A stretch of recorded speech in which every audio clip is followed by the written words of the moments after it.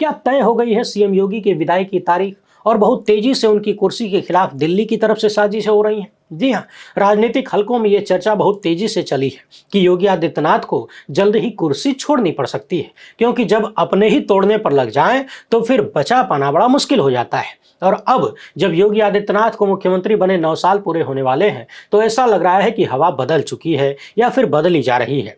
कैसे उत्तर प्रदेश के 3 टॉप धार्मिक शहरों में योगी के खिलाफ बगावत के सुर सामने आए हैं और कैसे बाकायदा गोदी मीडिया के माध्यम से इसे बढ़ावा भी दिया जा रहा है, इसमें प्रशासन की भूमिका क्या है, कैसे प्रशासन ने ही योगी को फंसा दिया है और कैसे योगी आदित्यनाथ की एकमात्र छवि जिसके आधार पर वो हिंदू हृदय सम्राट कहलवाने की कोशिश करते हैं, उसी को मिटाने का प्रयास हो रहा है। इन सब का साल 2024 के चुनाव परिणामों से क्या है कनेक्शन और इस पूरे मामले में ब्राह्मणों का रोल क्या है, ये समझना बड़ा जरूरी है। क्योंकि भारत में एक वक्त में ऐसे प्रधानमंत्री हुए जिन्हें ब्राह्मणों ने मुख्यमंत्री पद से भी हटाया और प्रधानमंत्री के पद से भी हटाया, और वो बाकायदा कहते भी थे कि ब्राह्मण ही सत्ता परिवर्तन कर सकते हैं, ये लोग जिसे चाहे उसको बिठा दें, जिसे चाहे उसे उतार दें, भले अपने न बैठ पाए। वैसे बहन जी का मामला भी आपको याद ही होगा, क्या से क्या हो गया देखते देखते। उधर ब्राह्मणों के अपमान से नाराज हुए एक ब्राह्मण अधिकारी ने इस्तीफा दिया, फिर देर रात आरोप लगाया कि फोन पर कोई टॉप अधिकारी कह रहा है कि साला पंडित पागल हो गया है, इसको बिठाए रखो ऑफिस में, निकलने मत देना पंडित को। और ये वीडियो रिकॉर्ड होने से ठीक पहले खबर सामने आई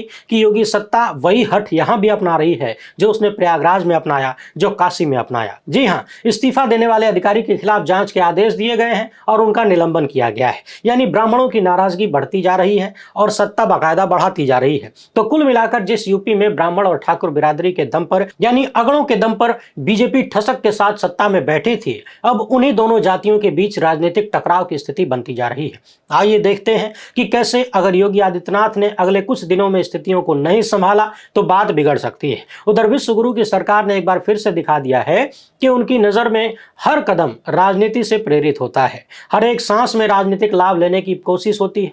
अभी हाल ही में 131 पद्म पुरस्कारों का ऐलान हुआ और इस ऐलान के साथ ही मोदी सत्ता पर तुच्छ राजनीति करने का आरोप भी लग गया। एकदम तगड़ी वाली चर्चा करेंगे, इसलिए वीडियो को आखिर तक देखिएगा। पहली बार है तो चैनल को सब्सक्राइब करके घंटी बजा दीजिए कान से। हर एक वीडियो को लाइक और शेयर करना आपकी जिम्मेदारी है। इसके अलावा आपको मालूम है कि हम किसी धन्ना सेठ या राजनीतिक दल के दम पर नहीं चलते, तभी खुलकर उन मुद्दों पर बात हो पाती है जिन्हें छुपाने के लिए गोदी मीडिया को पैदा किया गया है। हमारा काम पसंद आता हो तो इस QR कोड या अपने मोबाइल नंबर का प्रयोग करते हुए जो भी हो सके आर्थिक सहयोग भेजने का प्रयास जरूर करें। बहुत बहुत धन्यवाद। सबसे पहले बात करते हैं योगी आदित्यनाथ की। अगर मैं आपसे पूछूं कि आपके दिमाग में योगी आदित्यनाथ की क्या छवि है, किस बात के लिए आप उन्हें जानते हैं, पहचानते हैं? क्या उन्होंने शिक्षा के क्षेत्र में कोई बहुत बड़ा कदम उठाया है, कोई बदलाव ला दिया है, कोई क्रांति ला दी है? क्या सामाजिक क्रांति को लेकर कुछ किया है? क्या किसी क्षेत्र में बहुत बड़े विद्वान हैं? क्या कोई आंदोलन किया है? क्या कोई जागृति लाए हैं? क्या उनकी कोई विशेष उपलब्धि है जो जनता और देश के संविधान के हित में हो? इन सारे सवालों के जवाब आपको नकारात्मक ही मिलेंगे,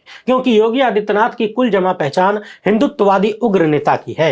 हाँ, कुछ लोग बुलडोजर को कह सकते हैं कि उनकी पहचान है, मगर बुलडोजर की कार्रवाई भी उसी हिंदुत्ववादी सोच और उग्रता से निकली हुई है। निशाना किसे बनाया जाता है, ज्यादातर लोग किस धर्म से होते हैं, किस धर्म के माफिया मार दिए जाते हैं, ये सबको पता है। तो कुल मिलाकर इनकी कुल जमा पूंजी राजनीतिक रूप से पहचान के रूप में हिंदुत्ववादी नेता की है। इनके लोग धर्म रक्षक की तरह इन्हें प्रस्तुत करते हैं, मगर जरा ध्यान दीजिए, 9 साल में पहली बार योगी आदित्यनाथ की उसी पहचान पर सबसे जोरदार चोट हुई है। और इस बार की चोट ऐसी है कि भीतर की बगावत खुलकर सामने आने लगी है।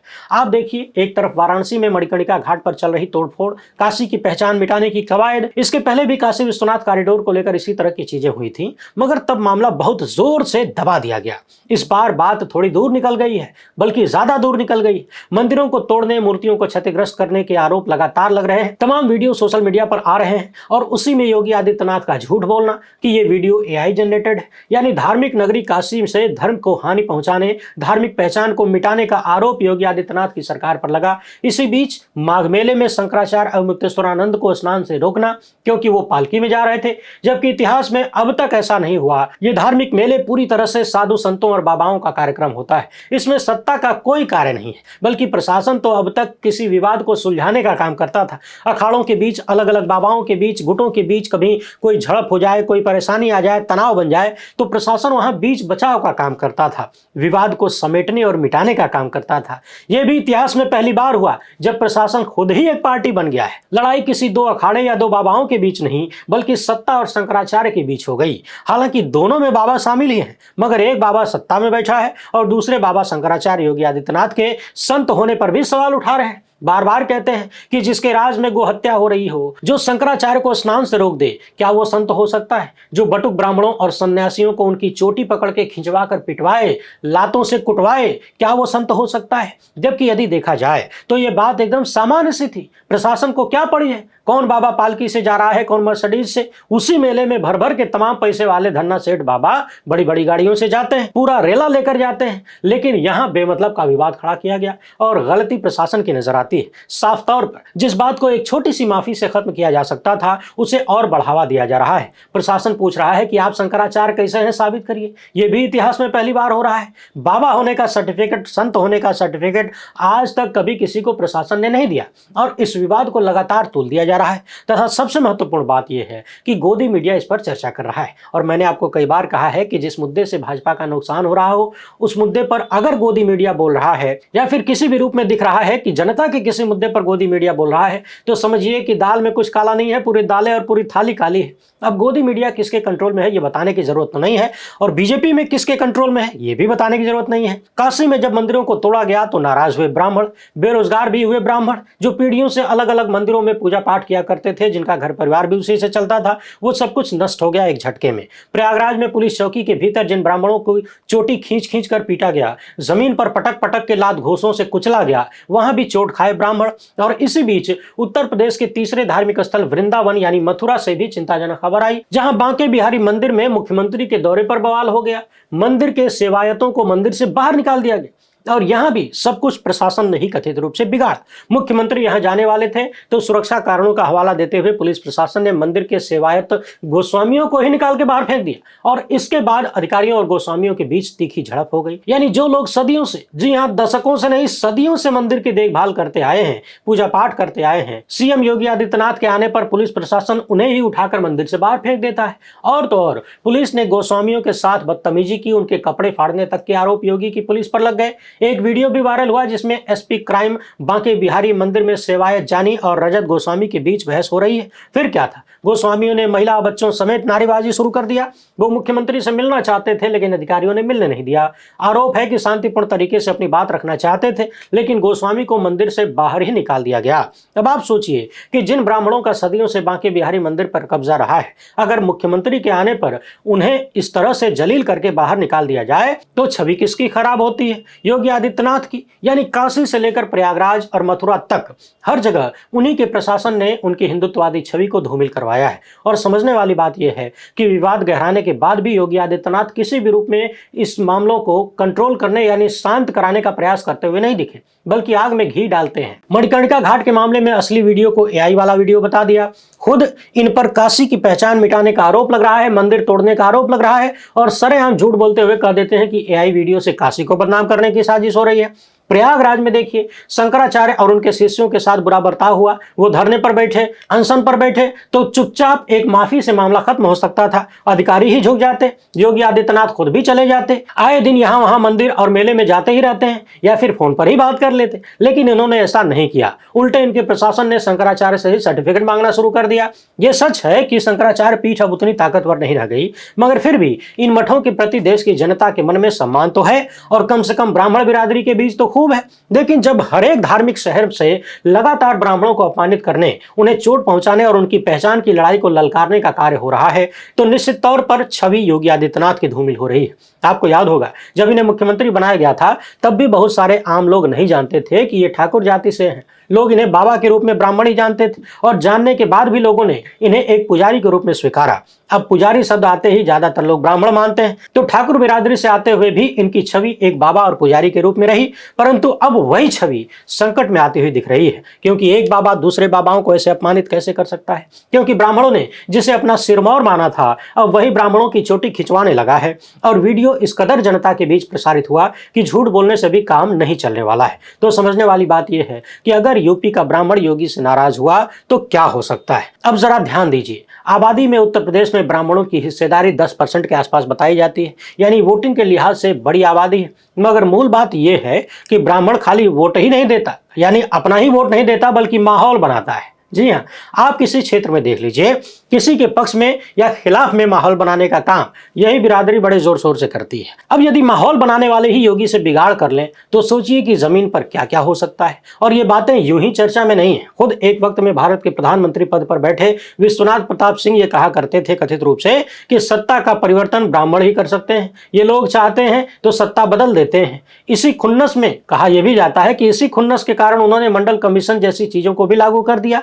लोग तो ये भी कहते हैं कि वो बाकायदा कह के गए कि अगर मैं नहीं तो किसी ब्राह्मण को भी इस कुर्सी पर बैठने नहीं दूंगा, ऐसा प्लान करके जाऊंगा। वैसे वीपी सिंह की कुर्सी से हटने के बाद भी आप देखिए, कहा यह भी जाता है कि ब्राह्मणों की राजनीति ने ही उन्हें लगभग गायब कर दिया, कोई नाम लेवा नहीं रहा। और शायद मंडल कमीशन का ही असर था कि देश की राजनीति में सीएम पीएम जैसे पदों पर ब्राह्मणों का बैठना मुश्किल होता चला गया। मगर पीछे से उनके हाथ काफी मजबूत रहे, यानी बैठाने उठाने का काम करते रहे, खुद भले न बैठ पाए। उत्तर प्रदेश को देखिए तो मंडल कमीशन के बाद बीजेपी का मामला साफ होता गया, लड़ाई माया मुलायम की शुरू हुई। यहां भी अगर आप बारीकी से देखें तो जब जिसने ब्राह्मणों को आगे किया, उनका साथ लिया, यानी उन्हें भाव दिया, तो उसे सत्ता मिली, और जिसे ब्राह्मणों ने भाव नहीं दिया उसकी सत्ता चली भी गई। लोग बहन जी का उदाहरण देते हैं। साथ ही साथ 2017 के चुनाव में अखबार की वो कटिंग तो आपको याद ही होगी, जिसमें अखिलेश यादव पर आरोप लगाया गया कि उन्होंने ब्राह्मणों का कोई काम न करने का अधिकारियों को निर्देश दिया। हालांकि ये बात झूठी बताई जाती है, आईटी सेल की हरकत बताई जाती है, यानी फेक न्यूज। 2017 के चुनाव में ही देखा गया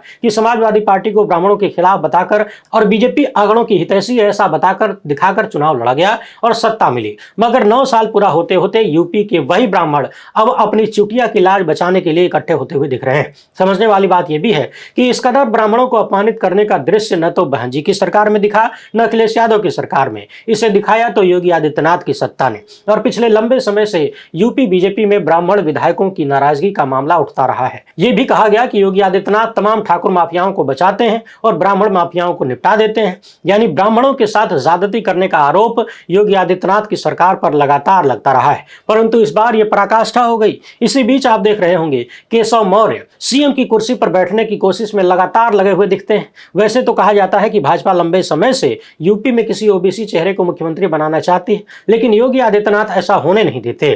परंतु जैसे ही शंकराचार्य का विवाद खड़ा हुआ, कहा जा रहा है कि दिल्ली के इशारे पर केशव मौर्य अपना फार्मूला अप्लाई करने में लगे हैं। उधर शंकराचार्य भी खुले तौर पर कह रहे हैं कि केशव मौर्य जैसे आदमी को मुख्यमंत्री होना चाहिए, ये समझदार व्यक्ति है, इसको दबाया जा रहा है, डराया जा रहा है, बोलने नहीं दिया जा रहा है। उधर यूजीसी के हालिया नियमों को लेकर भी सवर्णों में नाराजगी है, सवर्णों में ब्राह्मण भी आते हैं। वैसे एक मुद्दा और है समझने वाला, जितनी भी धार्मिक स्थल हैं वहां पर कमाई भी जोरदार तरीके से होती है।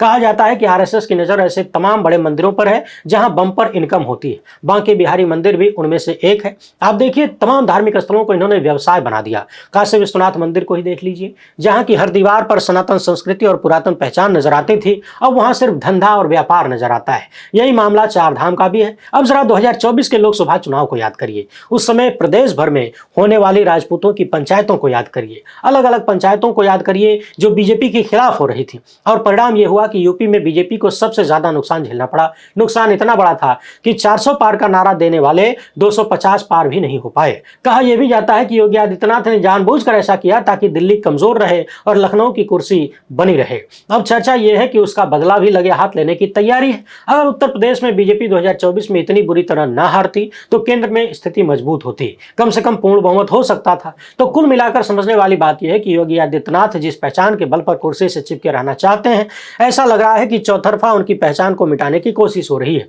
ये सही है गलत है हम उस पर नहीं जा रहे, न जाना चाहते हैं। बात बस इतनी है कि अगर योगी आदित्यनाथ को कुर्सी पर बने रहना है तो हो जाएं सावधान, क्योंकि अगर करेंगे हट तो जाना पड़ेगा मठ। वर्तमान परिस्थितियों को देखकर यही कहा जा सकता है कि यदि अगले चुनाव तक और उसके बाद भी कुर्सी पर आना चाहते हैं, रहना चाहते हैं, तो यूपी के ब्राह्मण बिरादरी को मना लें और अपने अधिकारियों को संभालें कि वो माहौल को और न बिगाड़ें। पता नहीं ये अधिकारी किसके इशारों पर काम कर रहे हैं। यदि दिल्ली के इशारे पर हैं तो मामला ज्यादा खतरनाक है योगी की कुर्सी के लिए। और यदि इन्हीं के कहने पर यह सब हो रहा है तो फिर होने को कौन रोक सकता है। उधर यूजीसी वाले मामले ने भी आग में घी डाल दिया है। जो ब्राह्मण समाज अब तक घर घर बीजेपी का झंडा लगाकर घूमता था, वो उन्हीं झंडों को अब जलाने लगा है। विरोध में एक मजिस्ट्रेट ने इस्तीफा दिया। इस्तीफा देने के बाद उन्होंने आरोप लगाया कि डीएम ने उन्हें अपने ऑफिस में कैद कर लिया था एक तरह से, और लंबे समय तक ऑफिस में कैद करके रखा गया। किसी ने फोन पर कहा कि साला पंडित पागल हो गया है, इस पंडित को बंद करके रखना, जाने मत देना। यानी उनके साथ अभद्र भाषा का प्रयोग किया गया और फोन पर स्पीकर पर किसी ने गालियां दी। और वीडियो रिकॉर्ड होने से ठीक पहले यह पता चला कि उत्तर प्रदेश सरकार ने इस ब्राह्मण अधिकारी के खिलाफ जांच के आदेश दे दिए हैं, इनका निलंबन भी कर दिया है और कह दिया है कि फला ऑफिस में आप तब तक रहेंगे जब तक आपको कहा नहीं जाता, यानी अनुमति नहीं मिलती, आप वहां से निकल नहीं सकते। यानी जो काम काशी में इन्होंने किया, जो प्रयागराज में किया, वही काम अब सिटी मजिस्ट्रेट अलंकार अग्निहोत्री के खिलाफ भी हो रहा है। हट से योगी सत्ता बाज नहीं आ रही, और यही हट कहीं भेज न दे मठ। यानी काशी के मंदिरों के टूटने से लेकर मथुरा में गोस्वामियों के कपड़े फाड़ने तक, प्रयागराज में बटुक ब्राह्मणों की चोटी खींचकर पीटने से लेकर एक ब्राह्मण मजिस्ट्रेट को गाली देने तक और उनके खिलाफ जांच बिठाने तक, ये पूरा माहौल बीजेपी के ब्राह्मण विरोधी होने का बनता जा रहा है। जहां तक बात शासन चलाने की है, व्यवस्था देखने की है, तो हाल ही में आपने देखा नोएडा में जब एक इंजीनियर सरकारी लापरवाही से मारा गया, ये सीधे सीधे सत्ता द्वारा की गई हत्या कह सकते हैं। मगर चौंकाने वाली बात यह थी कि जनता की इस मुद्दे पर गोदी मीडिया ने खूब कवरेज किया और बार बार इसे यूपी सरकार का फेलियर बताया। यानी हर मोर्चे पर गोदी मीडिया भी योगी आदित्यनाथ को घेर रही है और सीधे सीधे उनकी एकमात्र छवि को ही धूमिल करने का प्रयास दिख रहा है, जो कि साफ सवाल करता है, क्या योगी आदित्यनाथ की कुर्सी खतरे में आ चुकी है, या पहले उनकी छवि को मिटाकर बाद में कुर्सी को खींचने का प्लान है? और क्या खुद योगी आदित्यनाथ इन चीजों को नहीं देख पा रहे हैं? आखिर बात इतनी कैसे बिगड़ गई और खुद बार बार बिगाड़ते क्यों जा रहे हैं? अब एक नजर इधर देखिए। हाल ही में पद्म पुरस्कारों का ऐलान हुआ और ऐलान के साथ ही गुजराती जोड़ी के राजनीतिक लेवल का एक बार फिर से खुलासा भी हो गया। 2024 के चुनाव से पहले भी हमने देखा था किस तरीके से चुन चुनकर राजनीतिक समीकरण बिठाते हुए भारत रत्न जैसे पुरस्कारों को बांटा गया। और इस बार देखिए, आरोप लग रहे हैं कि जिन राज्यों में चुनाव है वहां खोज खोज के पुरस्कार दिए गए। तमिलनाडु में 13 पुरस्कार, पश्चिम बंगाल में 11, केरल में 8, असम में 5 और पांडिचेरी में 1। इनकी कुल संख्या हो जाती है 38। अब यदि आप आबादी के हिसाब से देखें तो साफ नजर आता है कि चुनाव को ध्यान में रखते हुए इन पुरस्कारों का वितरण किया गया है। 5 पद्म विभूषण में से 3 केरल को दिए गए। आरोप लग रहा है कि इन पुरस्कारों को देने में योगदान का मूल्यांकन करने से ज्यादा चुनावी राज्य का मूल्यांकन किया गया। सोचिए कि सिर्फ 5 चुनावी राज्यों में 38 पुरस्कार बांट दिए, जबकि कुल पुरस्कारों की संख्या 131 है जो बांटे गए। हालांकि मोदी सत्ता पर यह आरोप कोई नया नहीं है, हर बार पुरस्कार बांटने को लेकर इन पर राजनीति करने का आरोप लगता है। वैसे आप दर्शक बताइए, योगी आदित्यनाथ को लेकर आप क्या सोचते हैं? जिस तरीके से पिछले कुछ सप्ताह में उनके खिलाफ ब्राह्मण विरोधी होने का माहौल जोरदार तरीके से बना है, बात सड़क तक आ गई है, उसे लेकर आपके क्या विचार हैं कमेंट बॉक्स में जरूर लिखिएगा। पहली बार है तो चैनल को सब्सक्राइब कर लीजिए। हमसे जुड़ने के लिए बहुत बहुत धन्यवाद। जय हिंद।